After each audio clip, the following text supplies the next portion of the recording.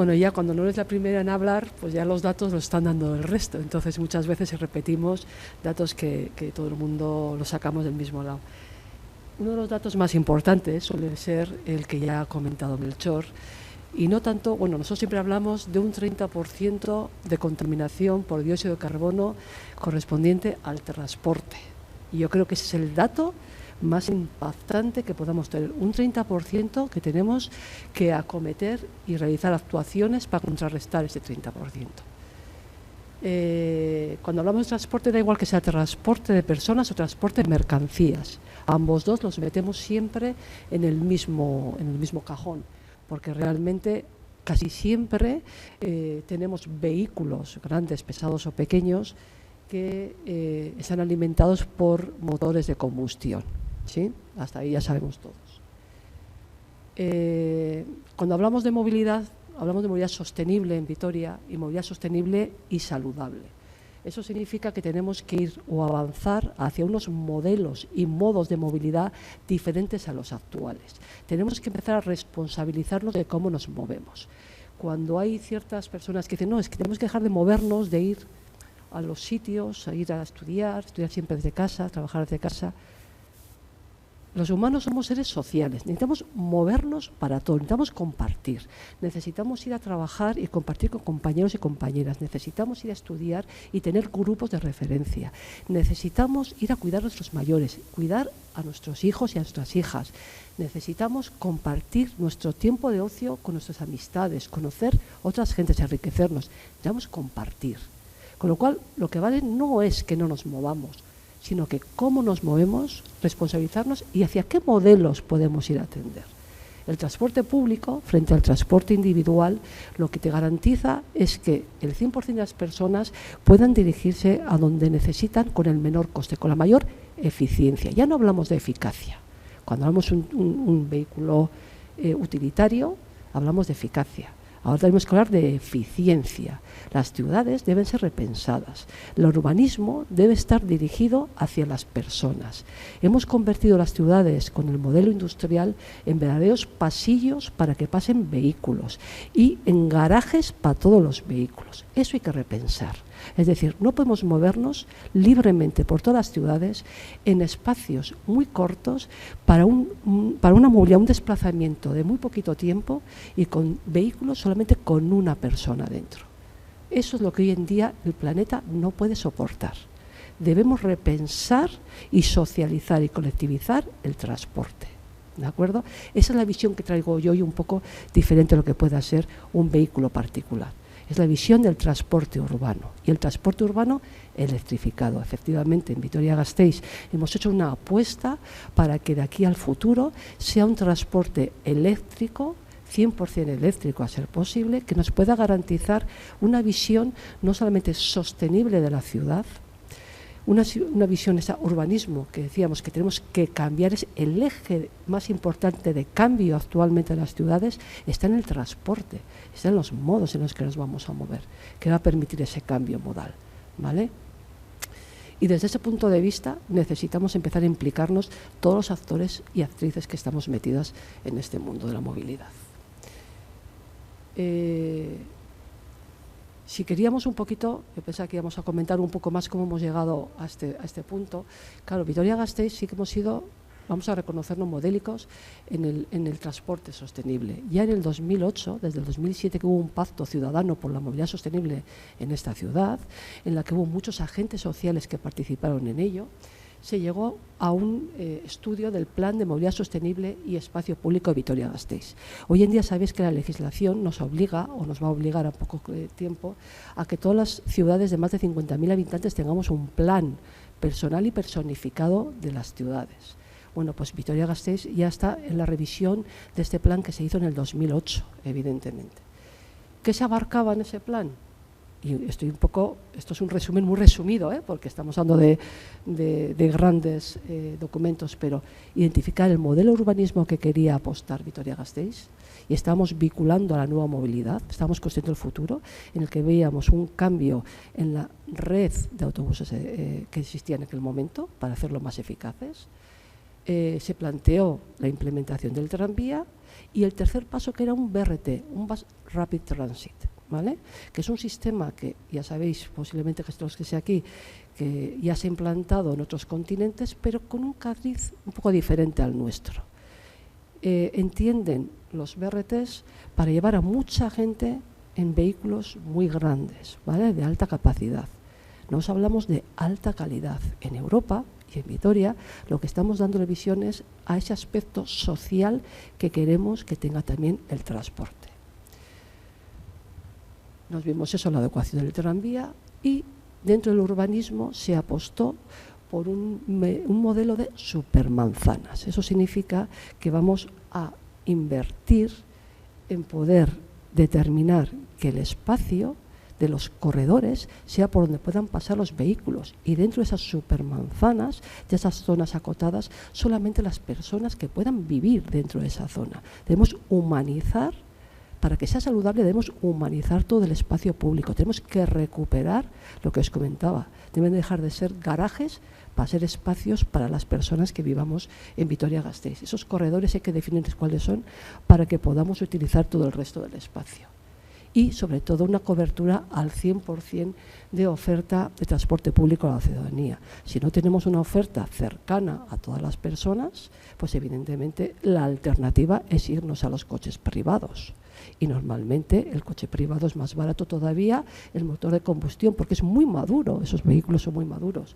Un autobús eléctrico o un coche eléctrico todavía carece de esa madurez necesaria para poder ser tan eficiente como otro tipo de vehículos. Por tanto, estamos hablando de intermodalidad, que es lo que estábamos hablando. ¿Qué buscamos en la movilidad sostenible? Son diferentes objetivos. El objetivo medioambiental, que es inequívoco, el ahorro de 1.500 toneladas de CO2 solamente con una línea de autobús, con el BEI, que es la que hemos puesto, una menor contaminación acústica, que no hemos comentado, pero es verdad que es que acústica también produce muchísimas enfermedades, ¿vale? Y una mejor salud, no solamente del planeta, sino también de la propia ciudadanía.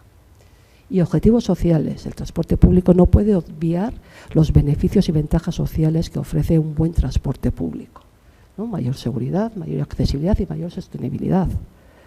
Tenemos que visualizar qué tipo de tipología de personas cada día van a estar en nuestras ciudades, que cada día son más amplias, ¿vale? Las características y tipología de las personas. Cada día vivimos más, cada vez hay más personas que vienen de fuera de nuestras propias ciudades, cada vez tenemos más personas vulnerables, más personas mayores, más personas con discapacidad, con diferentes perfiles que tienen que tener cabida en el transporte público. Y la ciudad que sea capaz de arbitrar un buen diseño de transporte será las ciudades inteligentes, porque piensen realmente en las personas que son las que forman las ciudades. Nunca tenemos que dejar de vista ello. Sabéis que en el 2015, voy a recordar un poquito, ya os acordáis que en París casi todas las 195 naciones, quiero recordar de memoria, ya establecieron que para el 2050 teníamos que reducir todas esas emisiones que teníamos de dióxido de carbono para que pudiéramos salvar el planeta y para el calentamiento global no pasará de un cierto porcentaje. Pero claro, además de ello, sí que es verdad que los objetivos de desarrollo sostenible, que creo que casi todos los que estamos aquí los conoceremos, ya te marca que para el 2030 tenemos que ir ya avanzando en esa hoja de ruta y tenemos que haber logrado ya ciertas estrategias ya que habíamos ya completado. En los objetivos de desarrollo sostenible para el 2030, en el punto 11.2, pone 11.3, pero es el punto 11.2, es el que habla de movilidad sostenible y ciudades saludables.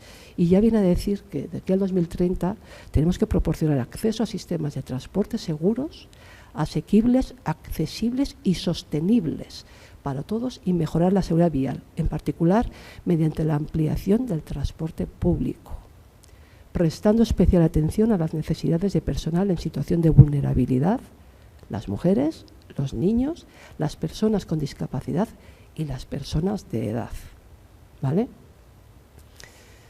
Es muy importante esto. El transporte público es quien garantiza la equidad de las ciudades. Evidentemente, si tenemos un reparto modal, el peatón, la peatona, las personas, estamos arriba de la pirámide. Nosotros defendemos, yo defiendo que la segunda parte tiene que ser el transporte público, por lo que acabo de decir, porque es equitativo para todas las personas. Y en una tercera fase sería la bicicleta u otro tipo. Veo que hay personas, me encanta, eso es lo bueno que tiene, que realmente es un transporte activo, pero no es equitativo y no es para todo el mundo. Entonces tenemos que proteger como ciudad todos y cada uno de los colectivos. Una persona que tenga una discapacidad debe tener el mismo derecho y el mismo poder de llegar a cualquier sitio y en cualquier conducción con un transporte colectivo. Esa es mi visión y luego cuando quieras hablamos, que me encanta. No, por supuesto, todos son importantes, ¿eh? Vamos a ver, esto consiste en vincular y en poder tener diferentes modos de transporte que puedan ser intermodales para todas las personas. O sea, una persona no es un peatón o es solamente una usuaria de transporte público o una usuaria de la bicicleta. O sea, todos podemos ir compaginando y vinculándose con diferentes modos. Nos vamos a ir ya un poco al BEI porque como es una pequeñita, me habían dicho que me da poco tiempo. Bueno, hay 3 características importantes en el bus eléctrico inteligente. ¿Por qué os comentamos que es un bus eléctrico inteligente para nosotros? Por esa característica que decía al principio, porque hemos metido mucha innovación y nueva tecnología a un sistema que se ha desarrollado en otros continentes. Hay 3 características más importantes dentro de este sistema. El primero realmente es el itinerario, aunque ahí venga ya en segundo lugar. Porque un BRT, da igual el vehículo que haya, siempre que tengas carriles segregados y una prioridad semafórica, esas 2 características son las que le hacen que sea un BRT. Porque lo que consigues con ello es tener una reducción del viaje importante. Y es unos factores mayores que la gente necesita contemplar cuando se va a desplazar. Es decir, que mi tiempo de viaje sea menor al que normalmente otro tipo de transportes me puedan dar. Si yo cuando voy en coche tardo 10 minutos y tardo 40 en llegar en un autobús o en tranvía, para mí ya no es una buena alternativa. Si hacemos un calmado de tráfico para los vehículos personales e individuales y lo que hacemos es priorizar que el transporte público vaya más rápido, entonces se convierte en una buena alternativa. Entonces yo puedo decir, dejo el coche porque me voy en autobús, en tranvía o en cualquier otro medio de comunicación. Hay una mayor velocidad comercial con lo que hemos realizado en Vitoria. Todo el diseño que se ha hecho, que se cogió la línea 2, que era la línea con mayor cantidad de personas usuarias, correspondía precisamente para que pudiéramos albergar la línea más ambiciosa de Tuvisa en una línea BRT. Con esto solamente con los carriles y con la prioridad semafórica y con ese diseño de tener un itinerario rectilíneo ya hemos ganado un 25% del tiempo que estamos invirtiendo en los trayectos. Además, cogimos unos autobuses eléctricos porque entendíamos lo que hemos comentado. Apostamos ya por el futuro y el futuro son los autobuses eléctricos. Hemos comprado 13 autobuses, 7 de 18 metros y 6 de 12 metros. Todos con carga eléctrica diaria. Tenemos 2 tipos de carga, que son la carga rápida y la carga lenta. La carga lenta se realiza todas las noches en cocheras, con enchufe. Viene a ser unos 4 o 5 horas que tienen que estar enchufados para que se puedan balancear las baterías, ¿vale? Pero claro, nosotros necesitamos tener ese beneficio social. Tenemos que estar 16 horas mínimo en la calle y 16 horas con confort, con calor o con frío. Es decir, necesitamos mucho aporte eléctrico. Y para ello se puso en 2 puntos de paradas de regulación de los vehículos, unos pantógrafos, que son carga rápida, con 650 kilovatios. Lo que podemos hacer es que cada vez que tienen que regular ahí los vehículos, en 4 o 5 minutos podamos llegar a tener el 100% siempre de las baterías. Perdón, no, el 85%. Hasta ahí. ¿Podemos llegar al 100% si queremos? Sí. Pero en principio con el 85% garantizamos que durante todo el día podemos dar con el mismo confort lo que es nuestro servicio. Y después las paradas. Las paradas son específicas de Vitoria-Gasteiz.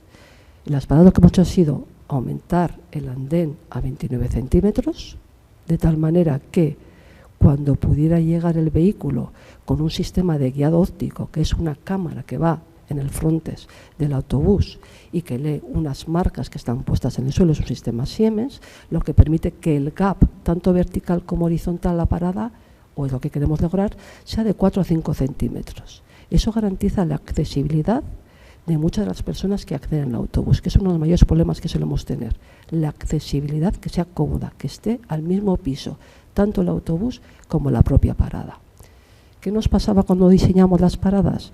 Que bueno, podemos levantar 29 centímetros, podemos meter los autobuses, pero puede que un día, y en caso, además hay una de las paradas, que tengamos autobuses convencionales que no tienen este sistema ya.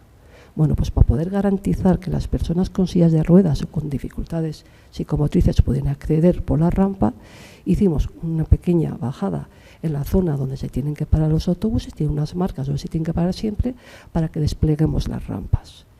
Si solamente hubieran estado los eléctricos, no nos hubiera hecho falta.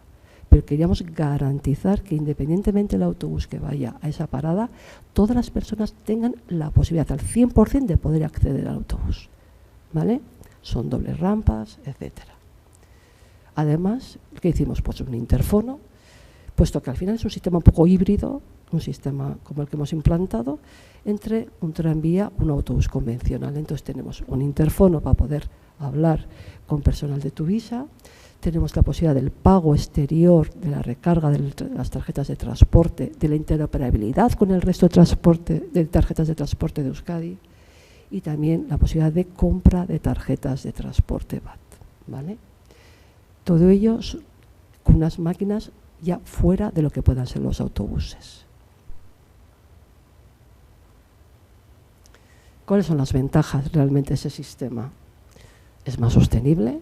Hablábamos antes, al principio, cuando hablábamos de los objetivos de desarrollo sostenible, que tiene que ser un transporte seguro, innovador y tecnológicamente avanzado y sostenible.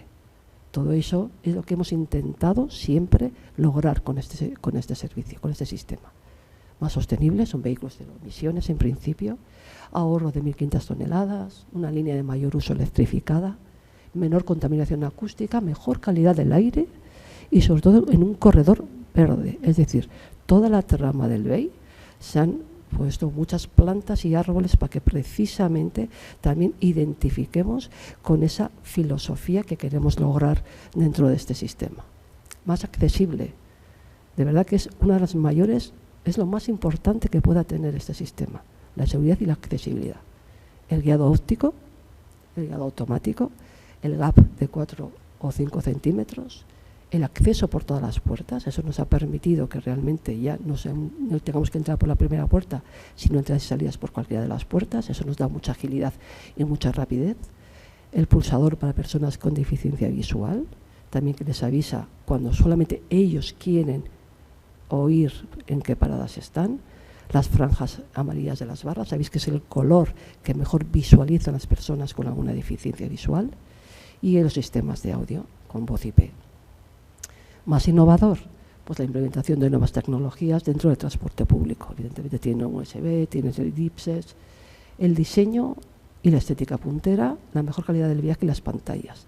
Tenemos tanto pantallas interiores que están conectadas con el sistema de explotación de Tuvisa, pero también tenemos una pantalla con un mapa interactual estilo metro, en el que se va viendo la parada por la que estás, por la que vas pasando y cuántas paradas te faltan. Es un sistema tranviario o de metro más que de autobús, pero entendíamos que era importante porque muchas veces vas contando las paradas que te faltan para llegar.